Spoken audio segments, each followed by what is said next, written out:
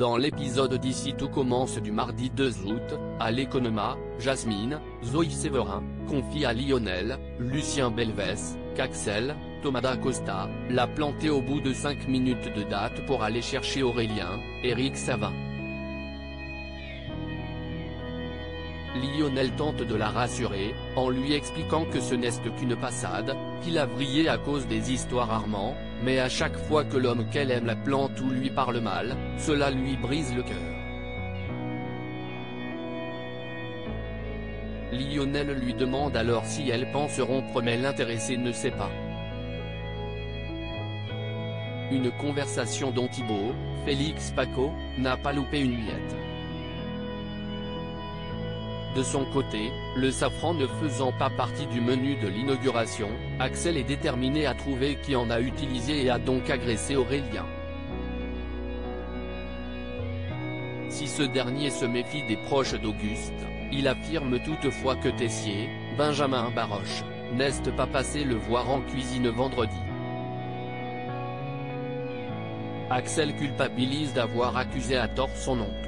En cuisine, il demande donc à Lionel si l'un des chefs lui a parlé d'une modification dans les plats de vendredi.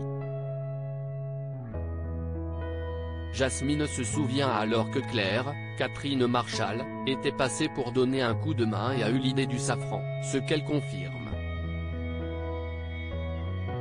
Désormais, Axel soupçonne donc la chef Guinaud. Une hypothèse balayée d'un revers de main par Jasmine. Elle-même en a touché, donc elle pourrait aussi être la coupable. Le safran tâche énormément, donc cela pourrait être n'importe qui. Axel regrette de lui en avoir parlé et les deux amoureux se braquent. Pour une fois, Tessier n'a pu rester insensible aux larmes de Jasmine et lui a demandé ce qui lui arrivait. Il va donc à la rencontre d'Axel pour lui demander des explications. Il tente surtout de lui faire entendre raison. Auguste, Francis Huster, voulait qu'Axel aille de l'avant, et non l'inverse.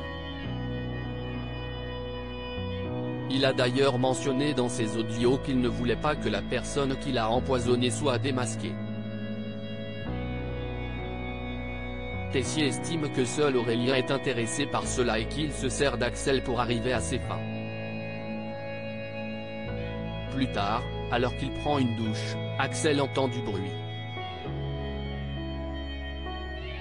En sortant, il remarque sur un miroir une menace faite au rouge à lèvres, « Arrête de fouiller ». Théo et Anaïs se retrouvent en amoureux au double A. Théo, Khaled Alouache, et Anaïs, Julie Sassoust, ont demandé l'avis d'Olivia, Virginie Cagliari, sur leur plat concocté pour la journée végétarienne.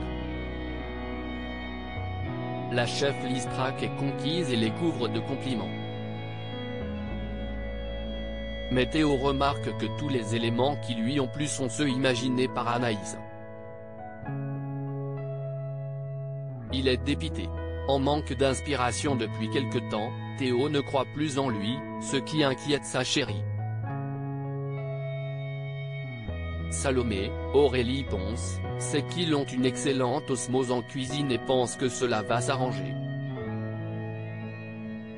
Elle suggère néanmoins à son ami de sortir avec Théo afin de lui changer les idées.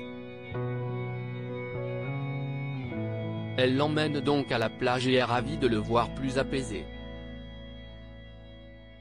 Ils se rendent ensuite au coffee shop pour grignoter. Théo se laisse tenter par le couscous de poisson de Léonard, Thomas Villane. Et contre toute attente, il le trouve délicieux. Il ne fallait pas davantage pour que Léonard se lance dans une danse de la joie. À l'Institut, une patiente d'Aude, Zoé Fréchet, veut déplacer son rendez-vous.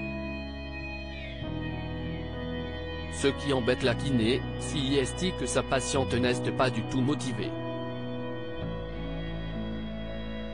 Elle explique à Enzo, Aziz Diabaté, que celle-ci a eu un accident comme lui, ce qui l'a bouleversée. elle craint que sa patiente veuille carrément arrêter la kinésithérapie. Enzo se propose alors d'aller lui parler pour lui raconter son expérience. Aude fait donc venir Julia, Yael Ciancilla, pour lui faire goûter l'un des desserts d'Enzo. Celui-ci les rejoint après dégustation, une mise en scène que n'apprécie guère la jeune femme. Enzo reconnaît avoir été lourd, néanmoins, il lui ouvre son cœur et lui confie que cuisiner à nouveau lui a sauvé la vie. Julia, elle, est passionnée de musique. Elle faisait de la batterie mais désormais, elle ne peut plus appuyer sur les pédales avec son pied. Aude souligne qu'avec la musculation ciblée, elle peut retrouver une partie de sa motricité. Surtout, Enzo lui montre à quel point sa passion peut la motiver à tenter de reprendre un semblant de vie normale. De quoi faire tilt en la jeune femme qui décide finalement de maintenir son rendez-vous avec Aude.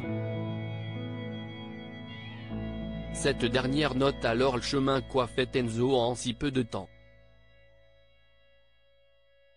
Le jeune femme estime que si est grâce à elle, car elle a cru en lui.